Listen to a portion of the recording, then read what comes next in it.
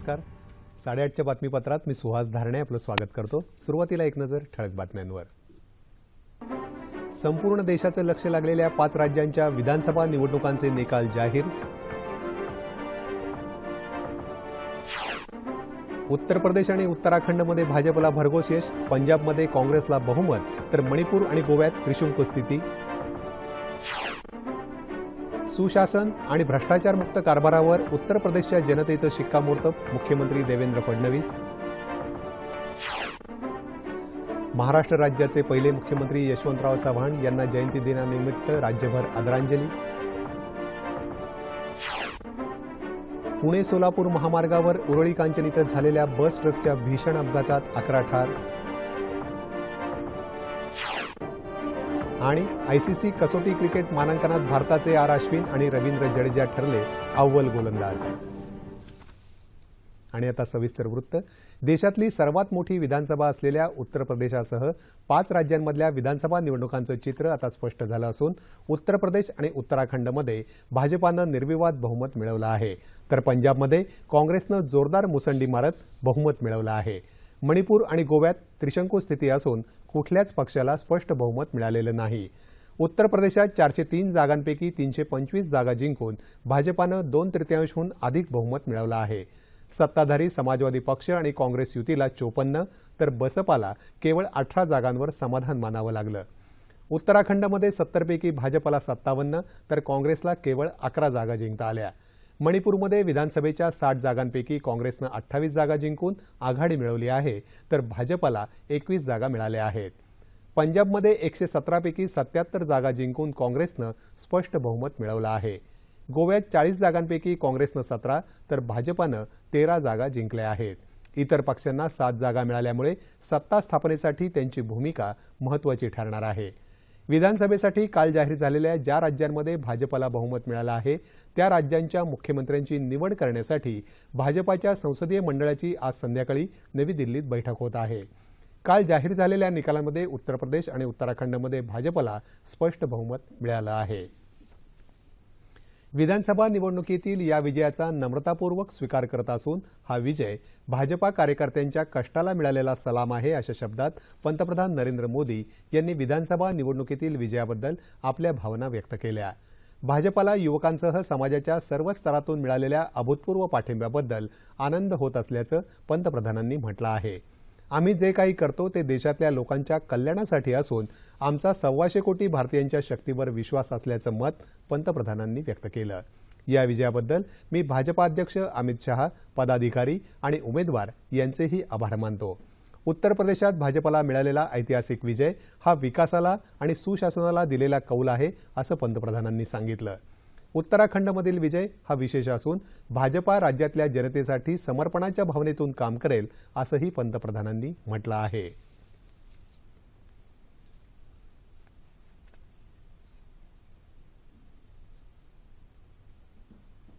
पाच राज्यातील विधानसभा निवडणुकांचे निकाल उत्साहवर्धक असून उत्तर प्रदेश, उत्तराखंड, मणिपूर आणि गोव्यात भारतीय जनता पार्टी सरकार स्थापन करेल असा विश्वास भाजपाचे राष्ट्रीय अध्यक्ष अमित शहा यांनी व्यक्त केला. हे निकाल जनता, कार्यकर्ते तसंच पंतप्रधान मोदी यांच्या नेतृत्वाचा विजय असून सरकारच्या कामावर उमटलेली विजयाची मोहर आहे, असं शहा यांनी स्पष्ट केलं. उत्तर प्रदेशमधल्या जनतेनं घराणेशाही आणि जातीयवादाला नाकारलं असल्याचंही त्यांनी सांगितलं.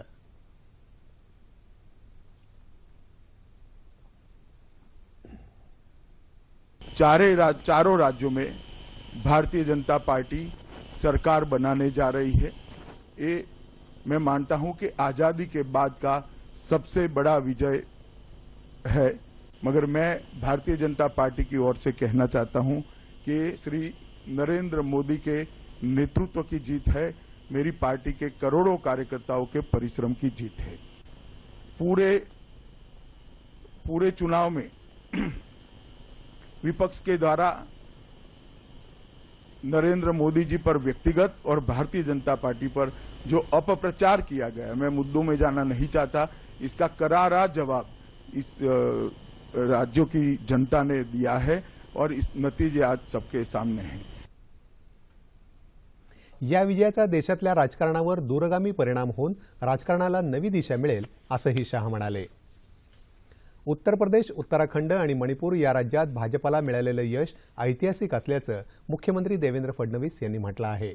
सुशासन आणि भ्रष्टाचारमुक्त कारभारावर उत्तर प्रदेशच्या जनतेनं शिक्कामोर्तब केलं असून जे लोक नोटाबंदीवर टीका करत होते त्यांना जनतेनं मतपेटीतून उत्तर दिलं आहे, असंही मुख्यमंत्री म्हणाले.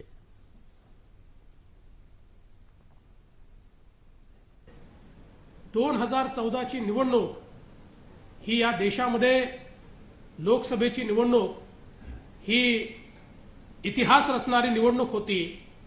एका नव्या युगाचा प्रारंभ तो होता आणि आजच्या निवडणुकींनी हे स्पष्ट केलं आहे की या युगावर समाजाचा, देशाचा विश्वास आहे आणि हे युग अशाच प्रकारे भारताला विकासाकडे घेऊन जाणार आहे. सगळ्यात महत्त्वाचं असं आहे की चलनबंदीनंतर ज्या ज्या लोकांनी चलनबंदीचा विरोध केला होता, चलनबंदीनंतर ज्या ज्या लोकांनी त्याला नावं ठेवली होती, एक प्रकारे देशातल्या सगळ्या निवडणुकांनी त्यांना ही उत्तर दिलेलं आहे की ही चलनबंदी देशातल्या लोकांनी स्वीकारली आणि ज्या सामान्य माणसांनी सर्वाधिक त्रास सहन केला त्यांनीच विश्वासानं मोदीजींना मतदान केलं आहे आणि जे लोक विरोध करत होते, ज्यांनी कुठलाही त्रास सहन केला नाही, अशा लोकांना आज खऱ्या अर्थानं त्यांची जागा दाखवण्याचं काम हे या निवडणुकांच्या निकालाने या ठिकाणी लागलेलं आहे. भाजपाच्या विकासाच्या मुद्द्याला पुन्हा एकदा जनादेश मिळाला असल्याचं भाजपा प्रदेशाध्यक्ष रावसाहेब दानवे यांनी सांगितलं. 5 राज्यांच्या विधानसभा निकालांवर विविध पक्षाच्या नेत्यांनी व्यक्त केलेल्या या काही प्रतिक्रिया.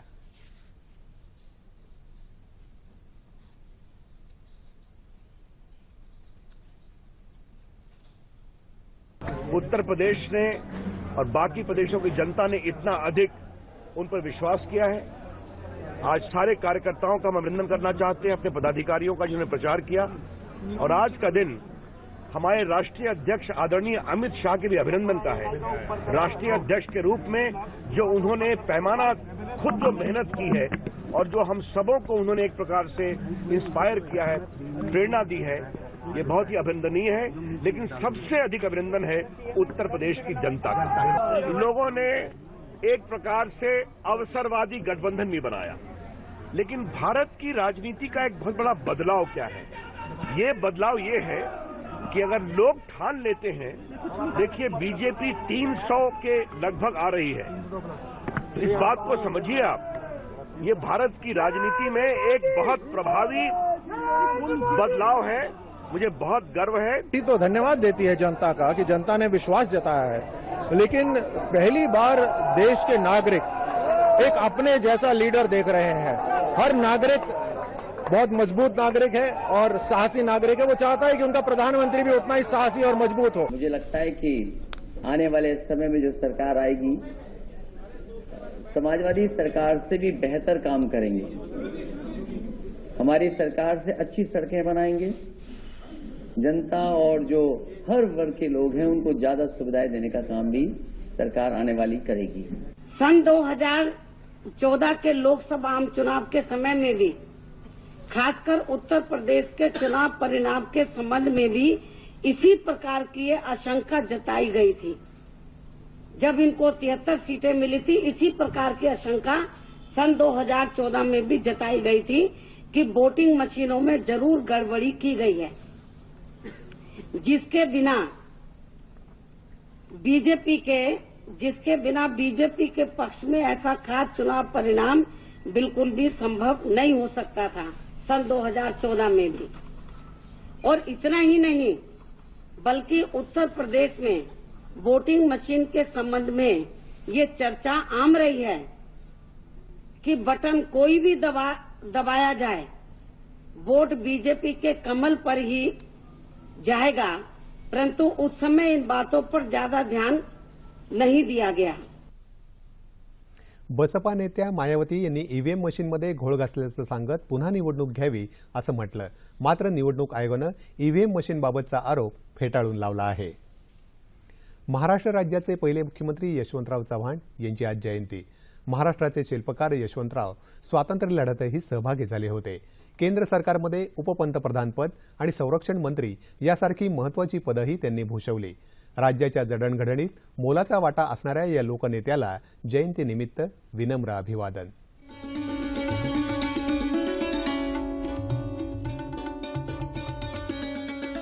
अंगभूत नेतृत्वाचा ठेवा लाभलेल्या यशवंतराव चव्हाण यांनी महाराष्ट्र तसंच देशाच्या राजकारणावर मोहर उमटवली.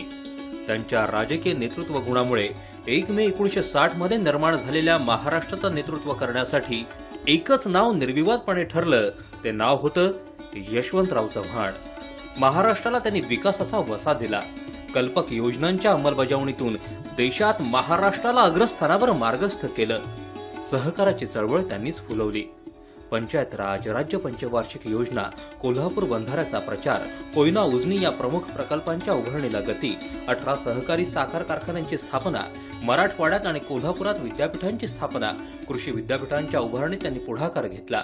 मराठी साहित्य संस्कृती महामंडळ आणि विश्वकोश मंडळाची स्थापना. यशवंतरावांच्या राजकारणी तसंच रसिक साहित्यिक कर्तृत्वाची ही झलक. राज्य उभारणीत त्यांनी विकास कामांना गती दिली. अमोघ वक्तृत्वानं सभा जिंकणं असो किंवा विरोधकांनाही मुद्दा पटवून देणं असो, त्यांच्या भाषणाची भुरळ नेहमीच सगळ्यांवर पडायची. केंद्रातही त्यांनी आपला ठसा उमटवला. 1962 मध्ये चीन युद्धावेळी या ढाण्या वाघानं संरक्षण मंत्रीपदाची जबाबदारी सांभाळली होती. हिमालयाच्या मदतीसाठी हा सह्याद्री धावला होता. उपपंतप्रधान, केंद्रीय गृहमंत्री, संरक्षण मंत्री पद कोणतंही असो, यशवंतराव तिथं छाप सोडत.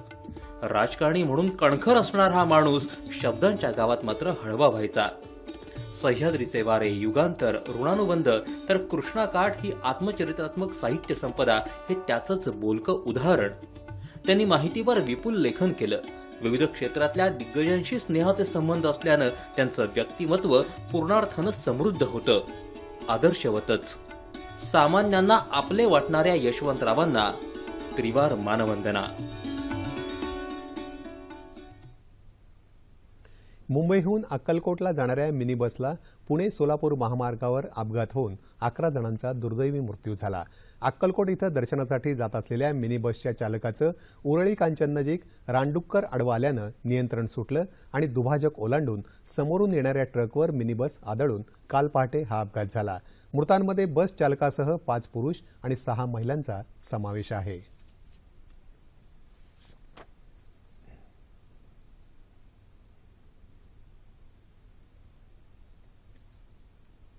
आंतरराष्ट्रीय क्रिकेट परिषदेनं काल दुबई इथं जाहीर केलेल्या ताज्या मानांकन यादीत भारताचा कर्णधार विराट कोहली यानं सर्वोत्कृष्ट फलंदाज म्हणून सलग 3ऱ्यांदा मानांकन मिळवलं आहे. रोहित शर्मानं 12 तर महेंद्रसिंग धोनीनं 13वं स्थान पटकावलं आहे. एकदिवसीय मानांकनात दक्षिण आफ्रिकेचा AB डिव्हिलियर्स यानं प्रथम स्थान पटकावलं आहे. ICC कसोटी क्रिकेट मानांकनात भारताचे गोलंदाज रवींद्र जडेजा आणि R अश्विन यांनी संयुक्तरित्या प्रथम स्थान पटकावलं आहे. याआधी एप्रिल 2008 साली डेल स्टेन आणि मुथय्या मुरलीधरन या गोलंदाजांनीही एकत्रितरित्या आघाडी मिळवली होती. हवामान. भूस्खलन आणि पुन्हा झालेल्या बर्फवृष्टीमुळे जम्मू आणि श्रीनगर दरम्यानचा राष्ट्रीय महामार्ग काल सलग 4थ्या दिवशीही वाहतुकीसाठी बंद होता. राज्यात काल सर्वात जास्त तापमान चंद्रपुरात 36.2 अंश सेल्सिअस इतकं नोंदवण्यात आलं. येत्या 24 तासात संपूर्ण राज्यातलं हवामान प्रामुख्यानं कोरडं राहील असा अंदाज आहे. 14 आणि 15 तारखेला मध्य महाराष्ट्र आणि विदर्भात तुरळक ठिकाणी पावसाची शक्यता हवामान विभागानं वर्तवली आहे. ठळक बातम्या पुन्हा एकदा. संपूर्ण देशाचं लक्ष लागलेल्या 5 राज्यांच्या विधानसभा निवडणुकांचे निकाल जाहीर. उत्तर प्रदेश आणि उत्तराखंडमध्ये भाजपला भरघोस यश. पंजाबमध्ये काँग्रेसला बहुमत तर मणिपूर आणि गोव्यात त्रिशंकू स्थिती. सुशासन आणि भ्रष्टाचारमुक्त कारभारावर उत्तर प्रदेशच्या जनतेचं शिक्कामोर्तब. मुख्यमंत्री देवेंद्र फडणवीस. महाराष्ट्र राज्याचे पहिले मुख्यमंत्री यशवंतराव चव्हाण यांना जयंतीनिमित्त राज्यभर आदरांजली. पुणे सोलापूर महामार्गावर उरळी कांचन इथं झालेल्या बस ट्रकच्या भीषण अपघातात 11 ठार. आणि ICC कसोटी क्रिकेट मानांकनात भारताचे R अश्विन आणि रवींद्र जडेजा ठरले अव्वल गोलंदाज. याबरोबरच हे बातमीपत्र संपलं. पुन्हा भेटूयात 11:30 वाजता आपल्या सह्याद्री वाहिनीवर. नमस्कार.